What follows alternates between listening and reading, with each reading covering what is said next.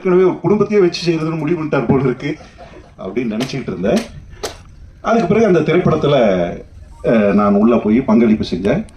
அந்த பங்களிப்பு எனக்குள்ள அவருக்கும் எனக்கும் ஒரு நட்பாக மாறியது. நடிகன் இயக்குனர் என்பதை தாண்டி ஒரு நட்பாக மாறியது. அந்த திரைப்படத்திலும் பல பிரச்சனைகள். ஃபர்ஸ்ட் ஷெட்யூல் போயிட்டு வந்தோம்.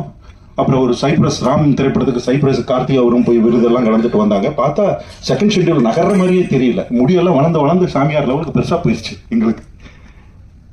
அப்ப என்ன அப்படின்னு விசாரிச்சா திரைப்படத்தில் அவர் தயாரிப்பாளராக அடுத்த ஷெட்யூல் தயாரிப்பாளராக களமிறங்குறாரு. அது படத்தை டேக் ஆஃப் ஆகுது. போனால் மறுபடியும் அதே தான். 4 நாள் ஷூட், ஒரு நாள் ரெஸ்ட் இருக்கும். வஞ்சகமே இல்லாமல் திரைப்படத்தை எடுத்துக்கிட்டு இருக்கிற ஒரு இயக்குனர். கஷ்டங்கள் இருக்கு, போராட்டங்கள் இருக்கு. ஆனால் அவருடைய பாதையை விட்டு விலகினதான் எனக்கு தெரியல.